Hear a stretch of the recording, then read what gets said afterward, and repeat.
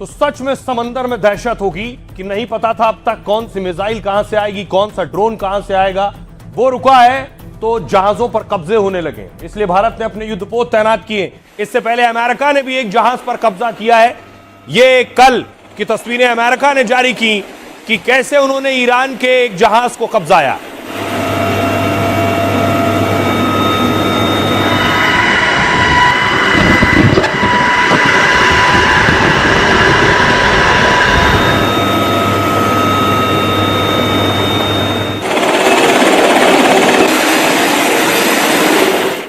अब देखिए जरा, बड़ी बात यह है, अमेरिका ने जहाज तो कब्जा लिया, कार्गो शिप था जिस पे कंटेनर जाता है, सामान जाता है, लेकिन खोला तो अमेरिका का दावा है खजाना मिल गया। अमेरिका ने जिस ईरानी जहाज पर कल कब्जा किया था, ईरान जा रहे उस जहाज का चीनी हथियार कनेक्शन सामने आया। रॉयटर्स के मुताबिक अमेरिका को इस जहाज पर पहले से शक था, उसे जहाज में आपत्तिजनक सामग्री ले जाने की जानकारी मिली। खबर मिली कि इस कंटेनर में तबाही का सामान ले जा रहे थे, अंदर जो रखा था शिप के अंदर जो कंटेनर्स थे।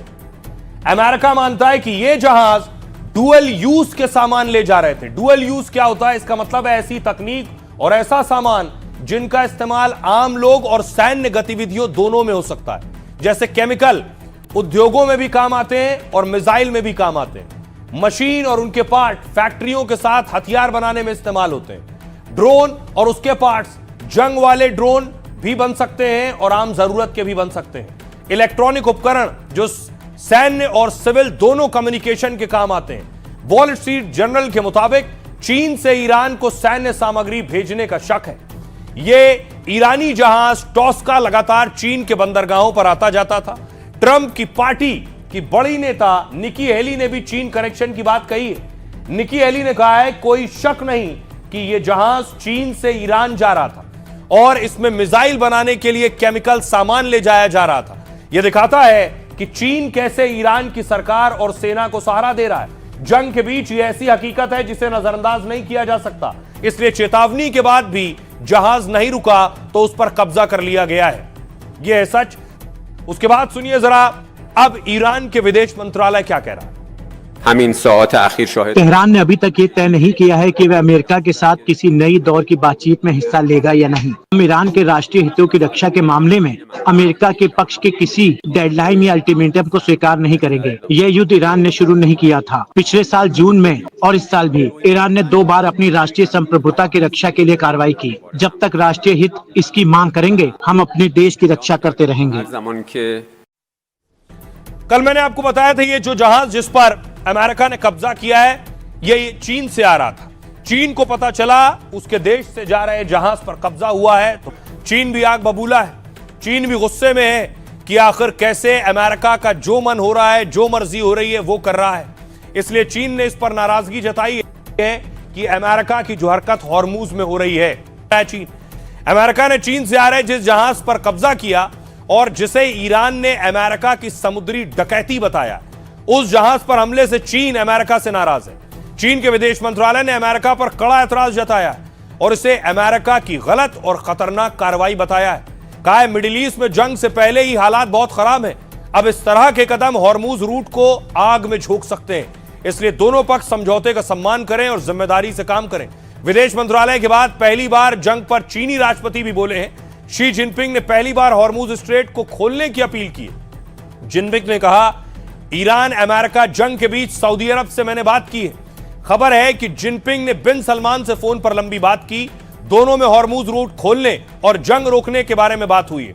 हॉर्मूज रूट से ही चीन अपनी जरूरत का 40% तेल आयात करता है, लेकिन हॉर्मूज रूट बंद होने से उस पर गहरा असर पड़ सकता है। वैसे चीन के पास अभी महीनों का तेल और गैस भंडार मौजूद है, लेकिन जंग बढ़ी तो उस पर भी खतरा और दबाव बढ़ेगा। ऊपर से अगले महीने जिनपिंग और ट्रंप की बातचीत होने वाली है, इसलिए चीन अमेरिका से भी सीधे रिश्ते खराब नहीं करना चाहता है। इसलिए ट्रंप या अमेरिका के खिलाफ सावधानी से कदम उठा रहा है चीन। सुनिए जरा, ये जो हालात है, जो तनाव बढ़ रहा है, जो सिर्फ अमेरिका और ईरान के दरमियान नहीं, अमेरिका और यूरोप, अमेरिका और चीन और अमेरिका और रशिया में भी है। सुनिए डिफेंस एक्सपर्ट इस पर क्या कह रहे हैं। एनालिसिस देती है आपको जो आपकी अपनी है, CIA के थ्रू या अदरवाइज, उसके ऊपर विश्वास रखिए। They are practical people. उन्होंने आपको बूट्स ऑन ग्राउंड के बजाय ये जो सो कॉल्ड ब्लॉकेड का आइडिया दिया है, let me tell you, it's a master stroke of saving your face.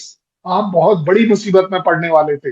इसलिए मैं कह रहा हूं दोनों ही साइड्स का जिम्मेदारी बनती है कि आपकी ये लड़ाई आप मेरे ऊपर और मेरी दुनिया के ऊपर उसका इफेक्ट ला कर दे रहे हो। लड़ाई अगर आपकी है, आपको एडजस्टमेंट करनी चाहिए, आपको अंडरस्टैंडिंग करनी चाहिए। नैरेटिव बेचने से कुछ नहीं होगा।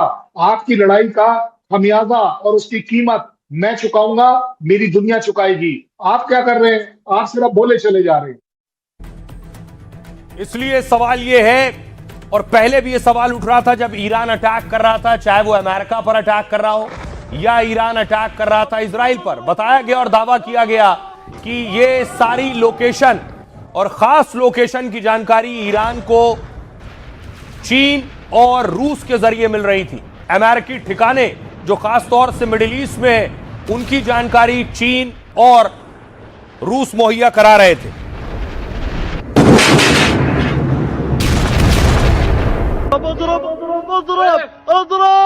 इसी तरह यूएई ने भी ईरान से जुड़े लोगों को पकड़ा है। ये तस्वीरें देख रहे हैं आप, उन सस्पेक्ट्स को पकड़ा गया है। 27 लोग गिरफ्तार किए गए हैं जो बताया जा रहा है जिनका ताल्लुक ईरान से है और ईरान के टेरर में शामिल रहे। ये 27 लोग आप देख रहे हैं, इनके पास से पैसा बरामद हुआ।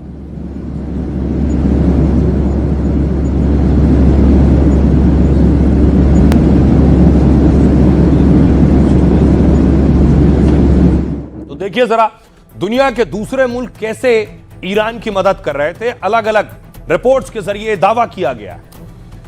अमेरिका की रिपब्लिकन पार्टी के नेता ने कहा है कि चीन ईरान की मदद कर रहा है। चीन ने ईरान को मिसाइल में इस्तेमाल होने वाला केमिकल भेजा है। पहले खबर आई थी कि ईरान चीन का सैटेलाइट सिस्टम यूज कर रहा है। चीन के पास अपना एडवांस सैटेलाइट नेविगेशन सिस्टम है। ये जो आप देख रहे हैं, ये सटीक रास्ता दिखाकर हथियारों को टारगेट तक पहुंचने में मदद करता है। अमेरिका की रिपोर्ट के मुताबिक ईरान ने मिडिल ईस्ट में इसका इस्तेमाल किया है। यह भी दावा किया जाता है कि चीन के साथ रूस भी ईरान की मदद कर रहा था। रूस की भूमिका ईरान के एक रणनीतिक सहयोगी की तरह सामने आई है। खुफिया जानकारी दे रहा था, अंतर्राष्ट्रीय स्तर पर समर्थन कर रहा था। इससे ईरान को रणनीति बनाने और जवाबी कार्रवाई में मदद मिली। इसके अलावा रूस ईरान को ड्रोन और जरूरी सैन्य सामान भेज रहा था। सोमवार को रूस ने मॉस्को में 40 इजरायली नागरिकों को हिरासत में लिया है। उन्हें खाना नहीं दिया गया, बाथरूम भी नहीं जाने दिया गया, कड़ी पूछताछ हुई। रूस ने इन सब पर ईरान युद्ध में शामिल होने का आरोप लगाया था। सुनिए जरा क्या कुछ कह रहे हैं चीनी विदेश मंत्रालय के प्रवक्ता। शांति का अवसर खुल गया है, इसलिए युद्ध को जल्द से जल्द समाप्त करने के लिए अनुकूल परिस्थितियां बनाई जानी चाहिए। चीन संबंधित पक्षों का समर्थन करता है। वो युद्ध विराम और वार्ता बनाए रखने के लिए राष्ट्रपति शी जिनपिंग के प्रस्ताव को पेश करता है। चाइना स्थायी शांति और स्थिरता स्थापित करने के लिए एक रचनात्मक भूमिका निभाएगा। अब सवाल ये, इस बीच बड़ी खबर ये है कि इधर हॉर्मूज पर जहाज पर कब्जा हो रहा है, लेकिन क्या ट्रंप पाकिस्तान जाने वाले हैं बातचीत के लिए? ट्रंप की एक तस्वीर सामने आई, आज की तस्वीर आप देख रहे हैं। दावा किया जा रहा है कि डोनाल्ड ट्रंप पाकिस्तान जा सकते हैं। अगर डील पक्की हो गई तो ट्रंप लैंड कर सकते हैं इस्लामाबाद में।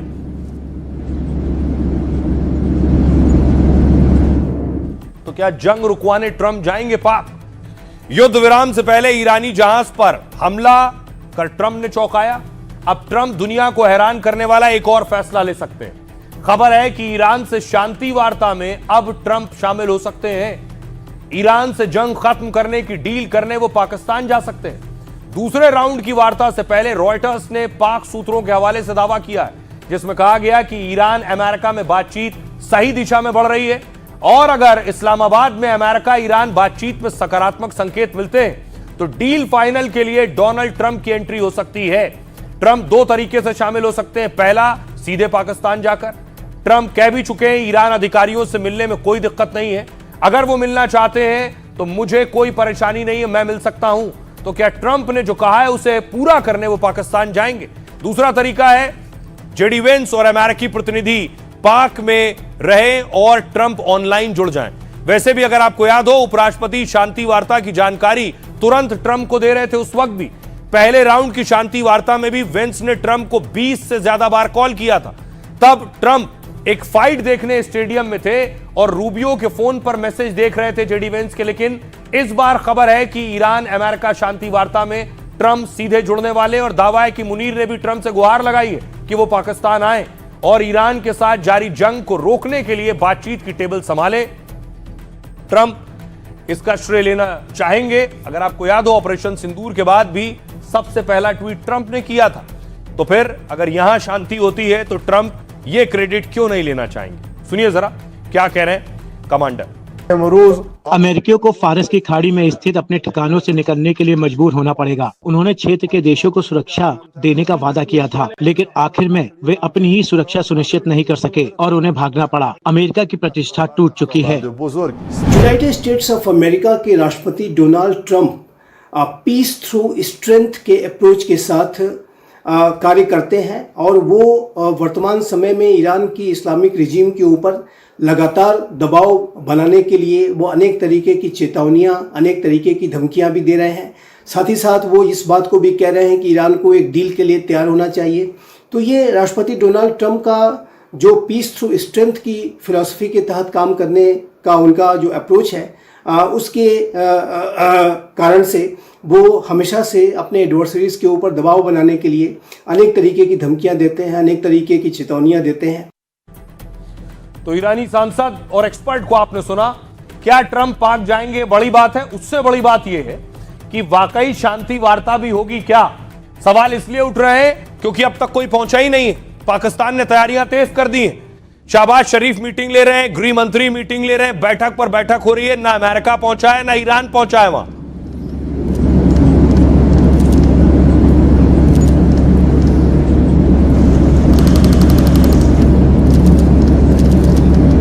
शहबाज शरीफ की तस्वीरें आप देख रहे हैं। सुरक्षा तैयारियों की भी बैठक ले रहे हैं और शहबाज को लग रहा है कि इस बार तो बात बन जाएगी, लेकिन बात तब बनेगी जब वो पहुंचेंगे। एक ये तस्वीर आप देख रहे हैं, ये है पाकिस्तान में इस वक्त सुरक्षा व्यवस्था चाक चौबंद कर दी गई है।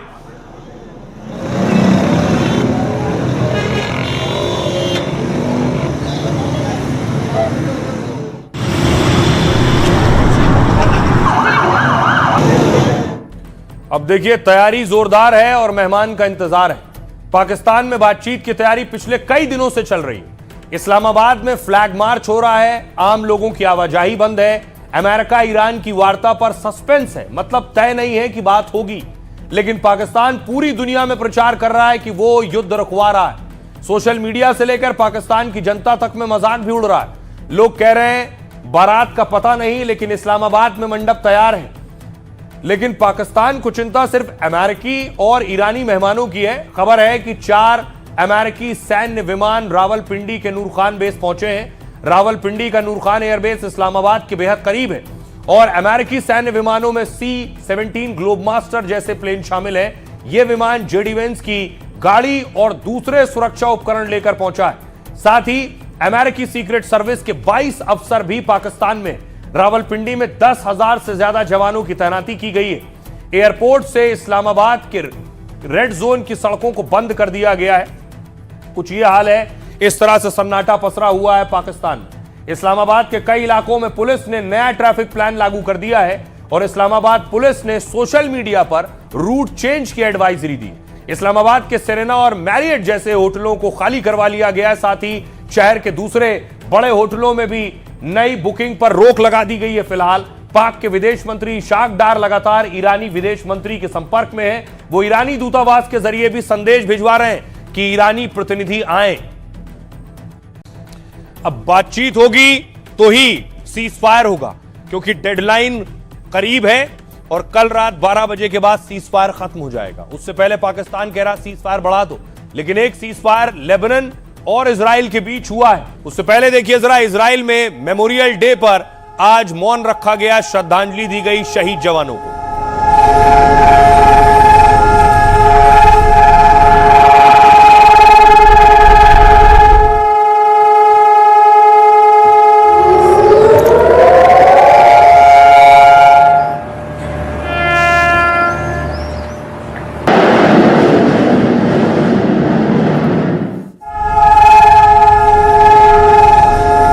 एक तरफ श्रद्धांजलि दी गई, दूसरी तरफ गोले दाग दिए गए। सीज फायर के बाद खबर यह है, दावा किया गया कि लेबनान पर इजराइल ने एक्शन लिया है। ये आप इजरायली टैंक देख रहे हैं जो अंदर दाखिल हो रहा है।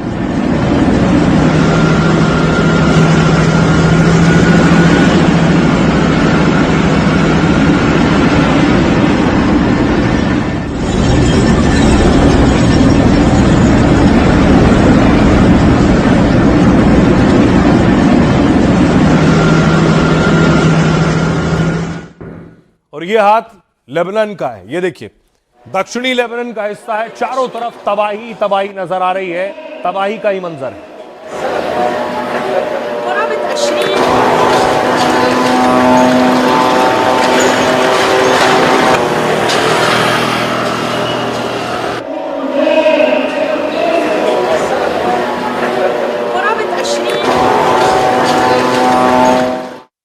और कैसे कैसे लेबनान पर फिर से इजराइल अटैक कर रहा है। सवाल ये, सीज फायर के बाद क्यों? सीज फायर के बावजूद इजराइल ने लेबनान पर फिर हमला किया है और दक्षिणी लेबनान में हिजबुल्लाह के ठिकानों को निशाना बनाया है। इजरायली सेना ने दक्षिणी लेबनान के लोगों को नई वार्निंग दी है। इसमें लोगों से कहा है वो तय सीमा में दक्षिण की ओर ना आए, क्योंकि वहां इजराइल का कब्जा है। इजरायली सेना ने एक नक्शा जारी कर कई गांवों को चिन्हित किया है। उन गांवों और आसपास के इलाकों में जाने या लौटने पर रोक लगा दी है। इस बीच कतर ने दक्षिणी लेबनान पर इजरायली हमलों की निंदा की है। कतर के विदेश मंत्रालय ने कहा कि लेबनान की संप्रभुता का समर्थन करते हैं और इजराइल की ओर से किए जा रहे सभी उल्लंघनों का विरोध करते हैं। कतर ने इजराइल से युद्ध विराम जारी रखने और बातचीत की अपील की है। इजराइल लेबनान के बीच बातचीत का दूसरा दौर 23 अप्रैल को तय है। 16 अप्रैल को दोनों देशों में 10 दिनों के सीज फायर पर सहमति बनी थी। अब देखिए इस बीच रशिया यानी रूस कैसे लेबनान को मदद भेज रहा है। लेबनान में इजरायली हमलों के बाद यह तस्वीर आप देख रहे हैं, रूस ने मदद भेजी है। लेबनान में हजारों लोगों की जानें गई हैं जंग में।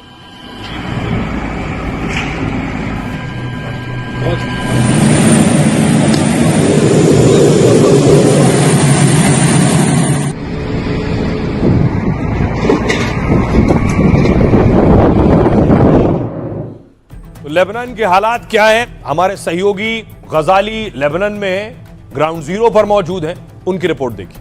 इस वक्त हम मंसूरिया नाम के गांव कह लें या शहर में खड़े हैं जो इजराइल लेबनान के सीमा के बिल्कुल पास में है। ये वो इलाका भी है जो येलो लाइन बफर जोन में आता है, यानी लेबनान के अंदर वो इलाका जिसको इजराइल ने अपने कब्जे में ले लिया है। और मेरे कैमरा पर्सन आपको दिखाएंगे मेरे पीछे ये जो तबाही का आलम है। यहाँ पर एक मस्जिद होती थी जिस पर इजराइल ने हमला किया है, उसके बगल में कब्रिस्तान है और कब्रिस्तान पर भी हमला हुआ है जिससे बहुत ज़्यादा क्षति पहुँची है। ख़ास करके इस पूरे गांव में करीब हज़ारों लोग रहते थे जो जंग की शुरुआत से ही यहाँ से बाहर जा चुके हैं या इस इलाके को छोड़कर साउथ लेबनान यानी दक्षिणी लेबनान के मंसूरिया इलाके से छोड़कर उत्तरी इलाके में जा चुके हैं। दूसरी बड़ी बात यह है कि अगर आप इस तरफ देखें, मेरी दाईं तरफ जो पहाड़ आपको दिख रहे हैं सामने, और इन पहाड़ों पे जो घर हैं अगर आप देखें, इन घरों पे भी इजराइल का कब्ज़ा है। यही वो येलो जोन है जो इजराइल ने इस जंग के युद्ध विराम के बाद बनाया है। सीज फायर के बाद ये येलो जोन का मतलब है कि इन्हीं इलाकों में इजराइल फोर्सेस परमानेंटली आकर बैठ गई है। और इतनी तबाही, इतने बम, इतने गोले, इतने बारूद के बाद लोग तंग आ गए। अमेरिका में लोग गुस्से में हैं। ये तस्वीरें आप देख रहे हैं, अमेरिका में पूर्व जवान वेटरन्स ट्रंप के खिलाफ उतर आए हैं, वॉर के खिलाफ उतर आए हैं, कह रहे हैं हम वॉर अफोर्ड नहीं कर सकते।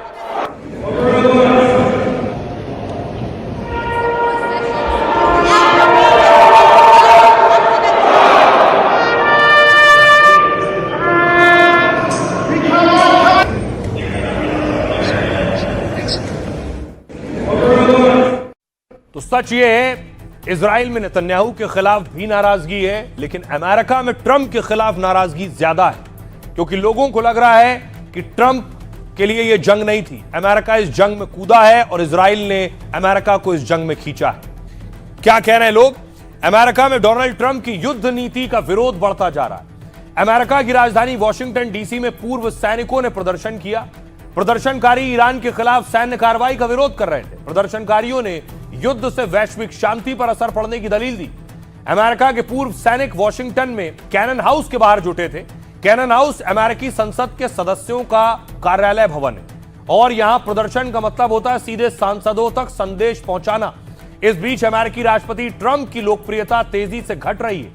30 मार्च से 13 अप्रैल के सर्वे में ट्रंप की अप्रूवल रेटिंग सिर्फ 37% रह गई है, 37%। 63% अमेरिकी राष्ट्रपति ट्रंप के दूसरे कार्यकाल के प्रदर्शन से नाखुश हैं, 63% लोग, जबकि 50% अमेरिकियों ने ट्रंप के कामकाज पर कड़ा असंतोष जताया।